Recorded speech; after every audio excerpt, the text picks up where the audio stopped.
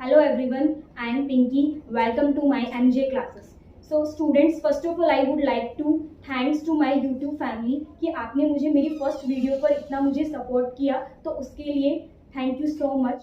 Today we will discuss about the first chapter of 12th class physics, which is electrostatics. Electrostatics is the first chapter of 12th class physics.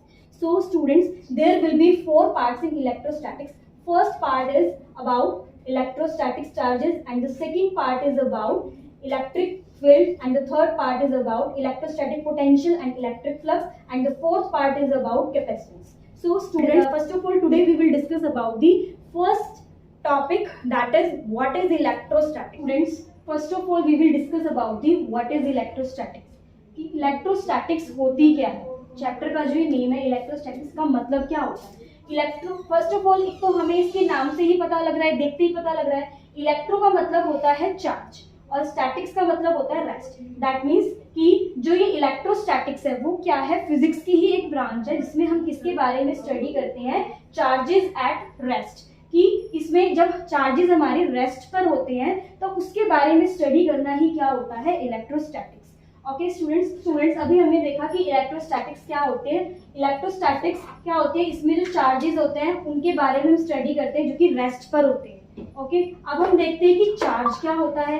Charge क्या होता है, ये किसी भी object की एक property होती है. दैट मीन्स कि जैसे कि हमारे पास क्या है, ये एक रेड मार्कर है, ठीक है. तो ये मार्कर का जो कलर है वो क्या है, रेड है. तो वो जो रेड कलर है वो इस मार्कर की क्या बता रहा है, प्रॉपर्टी को शो कर रहा है. और इसका जो वेट है वो कुछ ना कुछ वेट होगा, तो वो वेट भी क्या है, इस मार्कर की प्रॉपर्टी को शो ऑफ कर रहा है. ठीक है. तो अगर मैं चार्ज के बारे में कहूँ तो चार्ज भी क्या है, किसी ऑब्जेक्ट की प्रॉपर्टी को बताता है कि उस ऑब्जेक्ट के ऊपर कितना चार्ज है.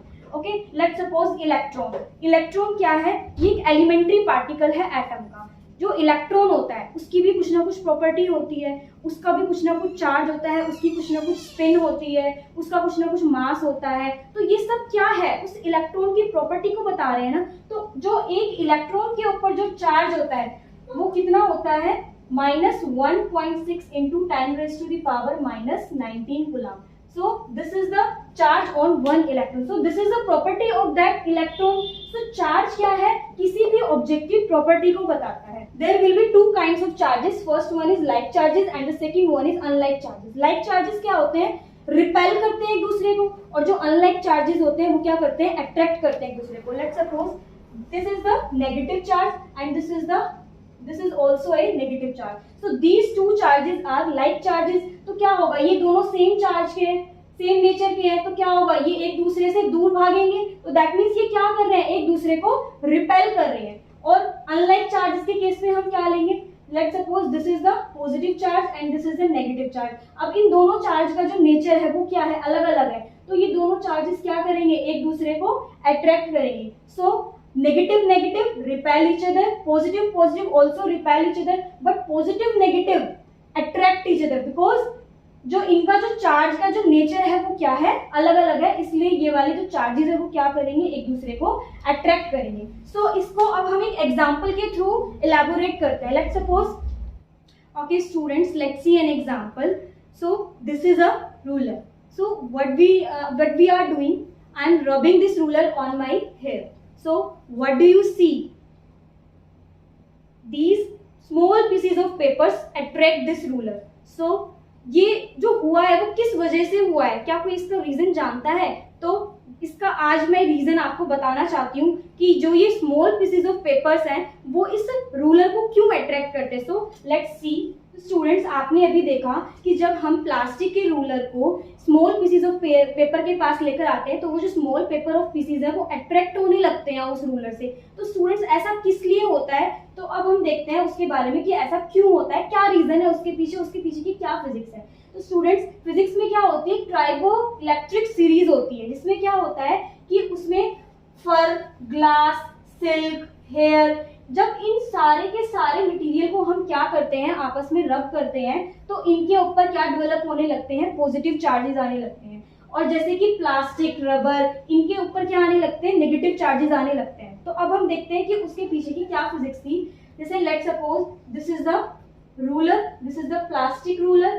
तो क्या हुआ, जैसे ही हमने इनको हेयर्स के ऊपर मैंने क्या करा, मैंने इस प्लास्टिक के रूलर को मैंने हेयर के ऊपर क्या किया, रब किया। तो क्या हुआ कि हमें पता है कि हेयर के ऊपर क्या होते हैं, पॉजिटिव चार्जेस होते हैं। तो जैसे ही हम इस रूलर को इस हेयर के पास लेकर आएंगे तो क्या होगा, इस रूलर के ऊपर नेगेटिव चार्जेस डेवलप होने लग जाएंगे। तो अब क्या होगा कि जब इस प्लास्टिक के रूलर को मैं किसके पास लेकर जाऊंगी, जिसके ऊपर नेगेटिव चार्जेस है, मैं इस प्लास्टिक के रूलर को किसके पास लेकर जाऊंगी, अगर मैं स्मॉल पीसीज ऑफ पेपर के पास लेकर आऊंगी तो क्या होता है कि जो ये स्मॉल पीसेस ऑफ पेपर है ये क्या है, न्यूट्रल है, इनके पास अभी कोई भी चार्ज नहीं है। तो होता न्यूट्रल है, इसका मतलब क्या है, इनके पास जो पॉजिटिव चार्ज है और नेगेटिव चार्ज है वो इक्वल है। तो होगा क्या, जैसे ही मैं इस नेगेटिव चार्ज वाले रूलर को in small pieces of paper के पास लेकर जाती हूँ तो इनके अंदर जो पॉजिटिव चार्जेस वाले जो पॉजिटिव जो चार्ज है वो कहाँ आने लगते हैं, ऊपर वाली सरफेस पर आने लगते हैं। तो जिससे क्या होता है कि जो इसके जो नेगेटिव चार्ज है वो इन पॉजिटिव चार्जेस को क्या करता है, अट्रैक्ट करता है, और जिसकी वजह से जो स्मॉल पीसेस ऑफ पेपर्स हैं वो इस रूलर से क्या होने लगते हैं, अट्रैक्ट होने लगते हैं। So guys this was all about the charges, कि जो हमारे जो चार्जेस हैं वो कैसे प्रोड्यूस होते हैं। और गाइस क्या आपको पता है कि जो अगर कोई भी बॉडी है वो कैसे इलेक्ट्रिकली चार्ज होती है। जैसे मान लो कि let suppose this is the body A, मुझे क्या करना है, इसको पॉजिटिवली चार्ज करना है, and this is the body B, इसको क्या करना है, नेगेटिवली चार्ज करना है। तो पॉजिटिवली चार्ज बॉडी का मतलब क्या होता है और नेगेटिवली चार्ज बॉडी का मतलब क्या होता है। अब हम देखते हैं कि एक तो होती है हमारी पॉजिटिवली चार्ज बॉडी और एक होती है नेगेटिवली चार्ज बॉडी। तो पॉजिटिवली चार्ज बॉडी क्या होती है, जिसके पास एक्सेस ऑफ पॉजिटिव चार्जेस होते हैं, और नेगेटिवली चार्ज बॉडी क्या होती है, जिसके पास एक्सेस ऑफ नेगेटिव चार्ज होते हैं। ओके स्टूडेंट्स, सो यही रीजन है कि जब अगर हम किसी भी पॉजिटिव चार्ज बॉडी को नेगेटिवली चार्ज बॉडी के पास लेकर आते हैं तो वो दोनों क्या करने लगती है, बॉडीज अट्रैक्ट करने लगती है। So this was all about electric charges. So students, मैं आपको अब एक डेली लाइफ से लेकर एक एग्जाम्पल देना चाहती हूँ जो आपके लिए बहुत ही नॉलेजेबल होगा।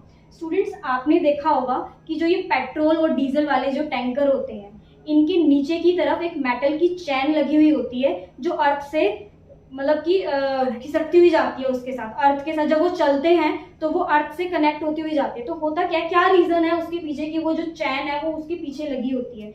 तो होता क्या है, जब वो टैंकर बहुत ही स्पीड से चलते हैं तो एयर और जो टैंकर की जो मेटल बॉडी होती है उसके बीच में क्या होता है, फ्रिक्शन होता है, और उस फ्रिक्शन की वजह से जो टैंकर की जो मेटल बॉडी है उनके ऊपर चार्जेस डेवलप होना स्टार्ट हो जाते हैं, और उस मेटल की बॉडी पर इतने चार्जेस इकट्ठे हो जाते हैं, इतने सारे इकट्ठे चार्जेस हो जाते हैं कि जब वो इतनी स्पीड से चलता है ना, तो डू यू नो स्टूडेंट्स, जब वो स्पीड से चलता है टैंकर तो आपको पता है उसके अंदर आग भी लग सकती है।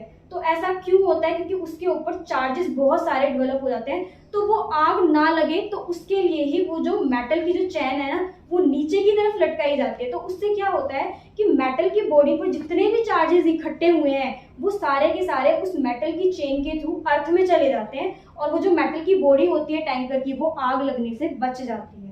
तो ये एक इलेक्ट्रोस्टैटिक्स का ही एग्जाम्पल था जो मैंने अभी आपको बताया। आई होप आपको ये समझ में आया हो और आपको अच्छा भी लगा हो और आपके लिए नॉलेजेबल भी हो। एंड स्टूडेंट्स, आपने अपने बचपन में अपनी बर्थडे पार्टी भी बहुत अच्छे से सेलिब्रेट करी होगी, सब करते हैं अपने चाइल्डहुड में। तो आपने एक फंडा अपनी लाइफ में फंडा करा होगा उस बर्थडे पार्टी में कि हम क्या करते थे कि जो वो रबर का जो बलून आता है उसको हम क्या करते थे, अपने हेयर से रब करते थे और फिर क्या करते थे, उसको वॉल पे स्टिक कर दिया करते थे। तो आपको पता है उसके पीछे की साइंस कि ऐसा क्यों होता है। स्टूडेंट्स, इसके पीछे का क्या कंसेप्ट है कि ये जो बलून होता है वो वॉल से क्यों स्टिक हो जाता है जब हम अपने हेयर के साथ उसे रब करते हैं। तो स्टूडेंट्स, मैंने अभी आपको बताया कि हेयर के साथ जब हम रब करते हैं तो हेयर पे कौन से चार्जेस होते हैं, हमारे पॉजिटिव चार्जेस होते हैं, और रबर के ऊपर कौन से चार्जेस होते हैं, रबर के ऊपर नेगेटिव चार्जेस होते हैं। तो होता क्या है, जब हम इसको हेयर के साथ जब बलून को हम रब करते हैं हेयर के साथ, तो जो ये बलून की जो सरफेस है इसके ऊपर नेगेटिव चार्जेस प्रोड्यूस होना स्टार्ट हो जाते हैं। तो जब हम इस बलून को वॉल के पास लेकर जाते हैं तो वॉल क्या होती है, एक न्यूट्रल चार्जेस होते हैं इसके ऊपर, इसमें पॉजिटिव चार्जेस भी होते हैं और नेगेटिव चार्जेस भी होते हैं। तो जैसे ही इस बलून को बॉल के पास लेकर जाते हैं तो जो बॉल के जो पॉजिटिव चार्जेस है वो किससे अट्रैक्ट होने लगते हैं, बलून के नेगेटिव चार्जेस से, जिसकी वजह से जो बलून है वो बॉल से क्या हो जाता है, स्टिक हो जाता है। तो यही रीजन है कि हम लोग अपने बचपन में जो बलून वाला जो केस करते थे वो इसके पीछे की साइंस यही है। तो स्टूडेंट्स, आज मैंने आपकी फर्स्ट वीडियो में मैंने इलेक्ट्रोस्टैटिक्स के बारे में बताया और इलेक्ट्रोस्टैटिक्स चार्जेस के बारे में बताया और इलेक्ट्रोस्टैटिक्स से रिलेटेड मैंने आपको रियल लाइफ से लेकर आपको कुछ एग्जांपल्स बताए। तो आई होप कि आपको मेरी ये वीडियो अच्छी लगी हो। So please do follow me and please subscribe my channel. और अगर आपको कोई भी क्वेरी हो तो गाइज आप नीचे दिए गए कमेंट सेक्शन में आप मुझको कमेंट कर सकते हैं। So please thanks.